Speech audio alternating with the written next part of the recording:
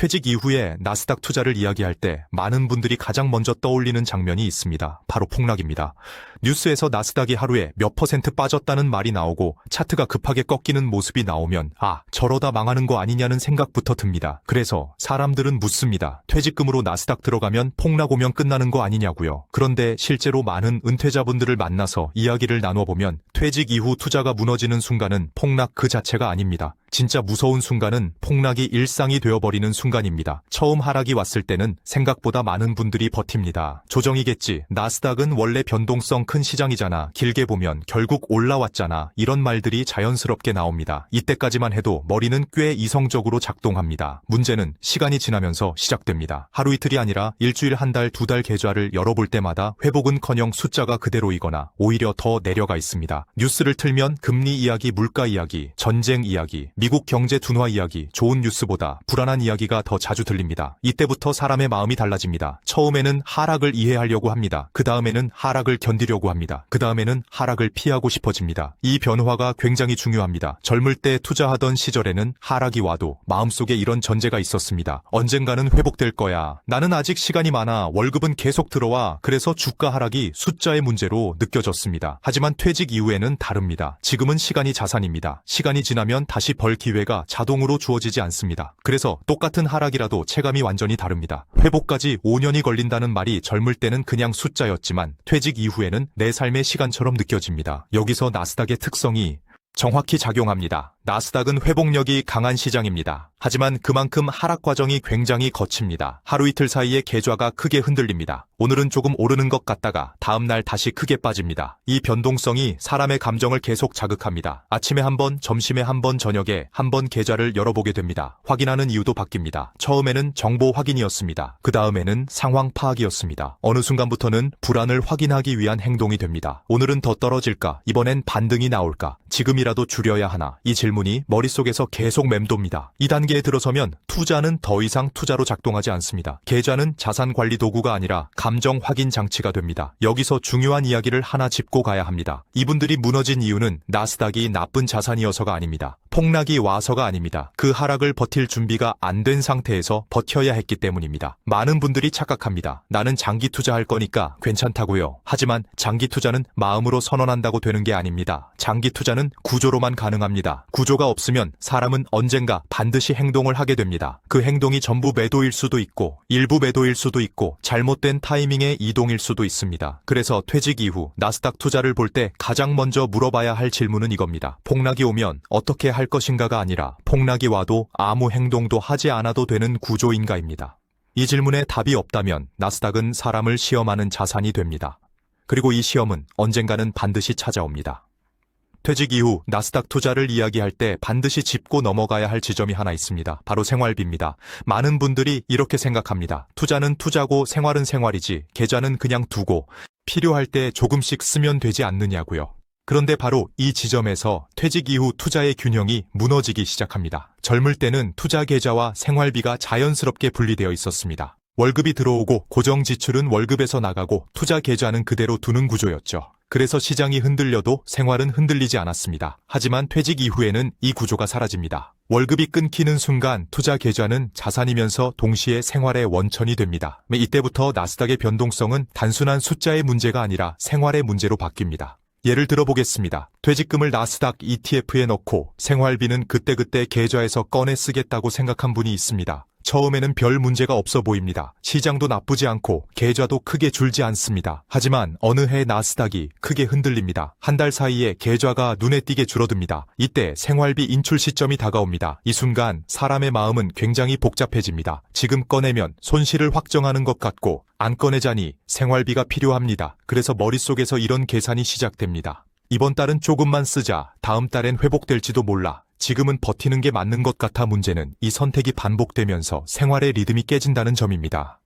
시장에 따라 쓰는 돈이 늘었다, 줄었다 하고 지출에 대한 기준이 흔들립니다.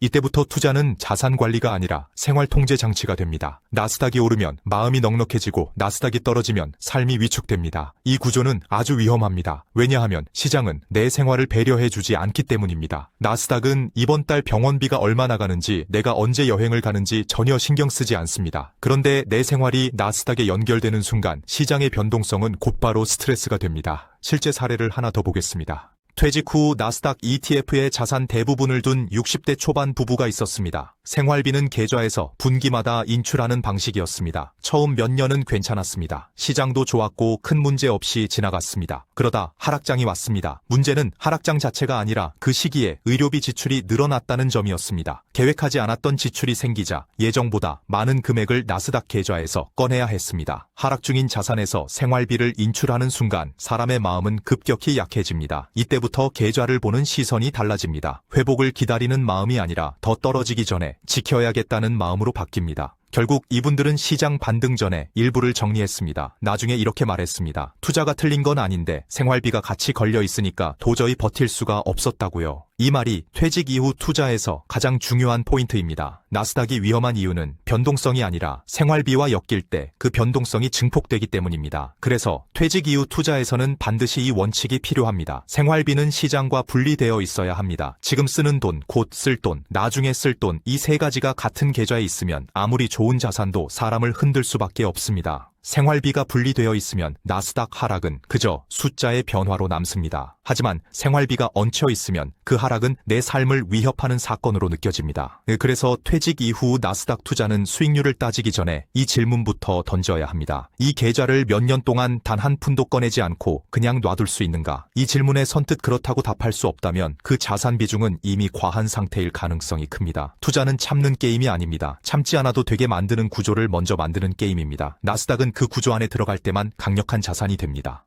퇴직 이후 나스닥 투자가 가장 위험해지는 순간은 시장 자체가 무너질 때가 아닙니다. 진짜 위험한 순간은 시장이 흔들리는데 그 이유를 머리로는 이해하지만 마음이 따라주지 않을 때입니다. 많은 분들이 이렇게 말합니다. 나는 장기 투자자라서 괜찮다. 하락은 언젠가 회복된다. 이 말 자체는 틀리지 않습니다. 문제는 퇴직 이후에는 이 말이 끝까지 유지되지 않는다는 점입니다. 젊을 때의 하락은 미래의 숫자로 보입니다. 다시 벌 기회가 있고 월급이라는 완충 장치가 있기 때문입니다. 하지만 퇴직 이후의 하락은 미래의 숫자가 아니라 현재의 삶으로 느껴집니다. 이 돈이 줄어들면 다시 채워질 수 없다는 생각이 먼저 들기 때문입니다. 그래서 나스닥의 변동성은 퇴직 이후에 전혀 다른 얼굴로 다가옵니다. 실제 상황을 하나 떠올려 보겠습니다. 나스닥이 한 달 만에 15% 이상 하락합니다. 뉴스에서는 말합니다. 기술주 조정 금리 부담, 일시적 변동성. 하지만 계좌를 보는 사람의 눈에는 이렇게 보입니다. 몇 년을 아껴 쌓은 돈이 몇 주 만에 사라졌다. 이때부터 사람의 행동이 바뀌기 시작합니다. 처음에는 계좌를 덜 봅니다. 괜히 보면 마음만 불안해지니까요. 하지만 며칠이 지나면 오히려 더 자주 보게 됩니다. 아침에 한 번, 점심에 한 번, 잠들기 전에 한 번. 이 행동은 정보를 얻기 위한 게 아닙니다. 불안을 확인하기 위한 행동입니다.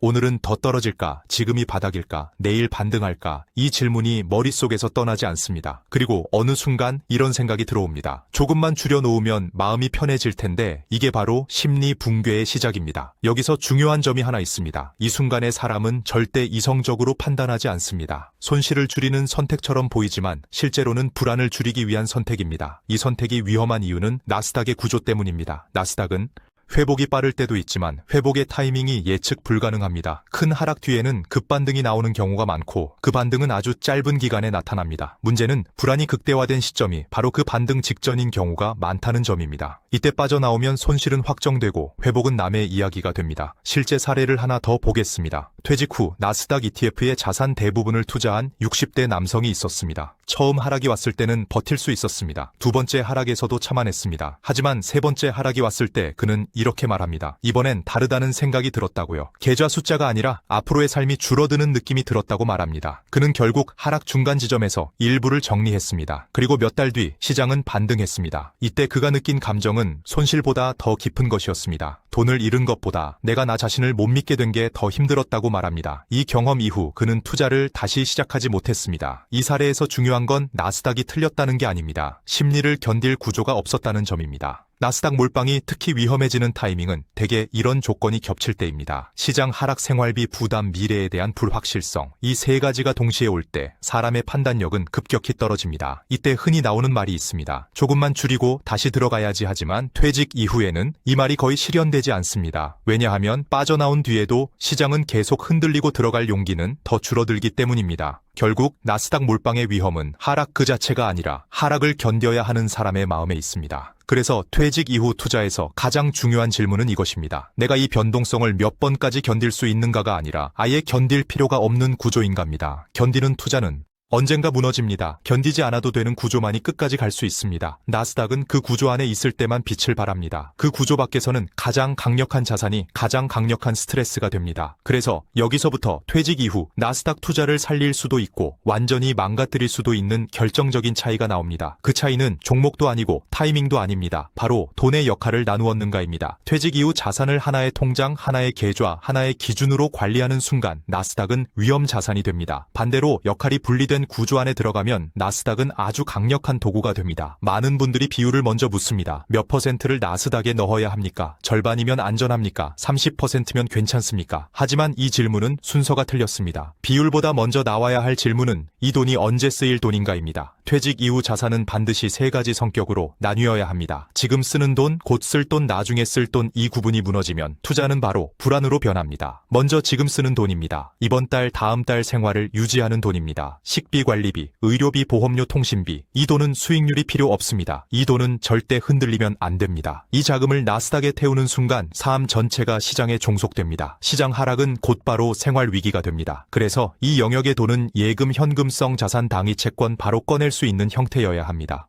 두 번째는 곧 쓸 돈입니다. 앞으로 2년에서 5년 사이에 쓸 가능성이 있는 돈입니다. 여행집, 수리차, 교체, 자녀 지원, 의료비 증가. 이 돈은 완전히 묶여 있어도 안 되고 완전히 공격적이어도 안 됩니다. 이 영역이 없으면 사람은 조금만 흔들려도 나스닥을 건드리게 됩니다. 세 번째가 나중에 쓸 돈입니다. 바로 이 영역에서만 나스닥이 의미를 가집니다. 이 돈은 당장 쓰지 않아도 되는 돈이어야 합니다. 시장 하락이 와도 몇 년을 그냥 놔둘 수 있는 돈입니다. 이 세 가지가 명확히 나뉘어 있지 않으면 나스닥 몰빵은 거의 확실하게 심리 붕괴로 이어집니다. 실제 사례를 하나 보겠습니다. 퇴직금 8억 원을 받은 60대 초반 남성이 있었습니다. 그는 6억을 나스닥 ETF에 넣고 2억을 예금으로 남겨두었습니다. 겉으로 보면 분산처럼 보입니다. 하지만 문제는 그 2억의 역할이 정해져 있지 않았다는 점입니다. 생활비, 비상금, 향후, 지출 모두 섞여 있었습니다. 시장이 하락하자 그는 이렇게 느꼈습니다. 예금이 계속 줄어드는 느낌이 든다고요. 결국 그는 나스닥을 매도했습니다. 이 선택이 틀렸다고 말할 수는 없습니다. 하지만 결과적으로 가장 중요한 시간, 회복의 시간을 스스로 끊어낸 셈이 되었습니다. 여기서 중요한 교훈은 아주 단순합니다. 비율이 아니라 역할이 먼저라는 점입니다. 역할이 정해진 돈은 시장이 흔들려도 손대지 않습니다. 역할이 없는 돈은 시장이 흔들리면 가장 먼저 희생됩니다. 이제 인출의 문제로 넘어가야 합니다. 퇴직 이후 투자는 넣는 것보다 꺼내는 게 훨씬 어렵습니다. 많은 분들이 이렇게 생각합니다.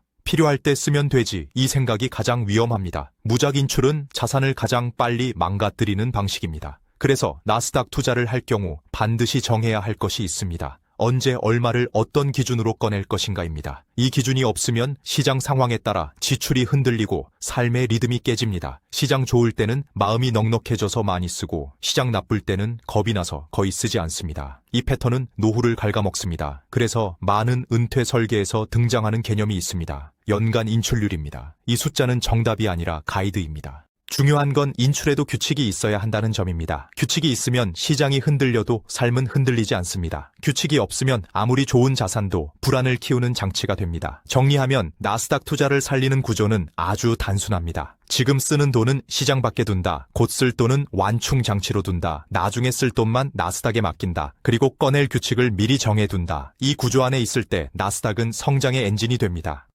이 구조 밖에서는 나스닥은 마음을 시험하는 도구가 됩니다. 퇴직 이후 투자는 버티는 싸움이 아닙니다. 흔들리지 않게 설계하는 싸움입니다. 그리고 그 설계가 끝났을 때만 나스닥은 비로소 노후의 편이 됩니다. 이제 오늘 이야기를 정리해 보겠습니다. 퇴직금으로 나스닥에 몰빵하면 부자가 될 수 있느냐, 망할 수 있느냐? 이 질문의 답은 예스도 아니고 노도 아닙니다. 조건부입니다. 나스닥은 좋은 자산입니다. 아주 강력한 성장 자산입니다. 하지만 퇴직 이후에는 강한 자산보다 버틸 수 있는 구조가 훨씬 중요합니다. 젊을 때는 하락이 오면 시간이 해결해 줍니다. 월급이 들어오고 다시 벌 수 있고 다시 채울 수 있기 때문입니다. 하지만 퇴직 이후에는 하락이 오면 시간이 아니라 마음이 먼저 무너집니다. 이 돈이 다시 채워지지 않는다는 걸 알기 때문입니다. 그래서 퇴직금 투자는 수익률 게임이 아닙니다. 심리 관리 게임입니다. 나스닥이 위험해지는 순간은 지수가 떨어질 때가 아닙니다. 생활비와 미래 자금과 성장 자산이 한 계좌에 섞여 있을 때입니다. 그 순간 하락은 조정이 아니라 위협이 됩니다. 반대로 지금 쓰는 돈, 곧 쓸 돈, 나중에 쓸 돈이 명확히 나뉘어 있다면 나스닥의 변동성은 숫자로만 남습니다. 이 차이가 노후를 갈라놓습니다. 그래서 오늘 이 영상에서 꼭 기억하셔야 할 한 문장은 이것입니다. 투자는 내 삶을 지켜주는 도구여야지 내 삶을 시험하는 장치가 되면 안 됩니다. 만약 지금 계좌를 자주 들여다보고 계신다면 그건 나스닥이 위험해서가 아닐 수 있습니다. 구조가 나에게 맞지 않을 가능성이 큽니다. 줄여야 할 것은 지수 비중이 아니라 불안을 키우는 구조일지도 모릅니다. 나스닥은 시간을 견디는 자산입니다. 하지만 시간을 견디려면 그 시간을 버텨줄 현금과 규칙이 먼저 준비되어 있어야 합니다. 퇴직금 투자는 부자가 되기 위한 경쟁이 아닙니다. 불안하지 않기 위한 선택입니다. 돈이 조금 덜 늘어도 매일 밤 편하게 잠들 수 있다면 그 투자는 이미 성공에 가깝습니다. 오늘 이야기를 들으시면서 마음속에 이 질문이 떠올랐다면 이미 방향은 맞게 가고 계신 겁니다. 나는 지금 내 퇴직금을 지키는 구조를 가지고 있는가? 이 질문에 고개를 끄덕일 수 있다면 나스닥이든 다른 어떤 자산이든 그 선택은 당신 편이 될 수 있습니다.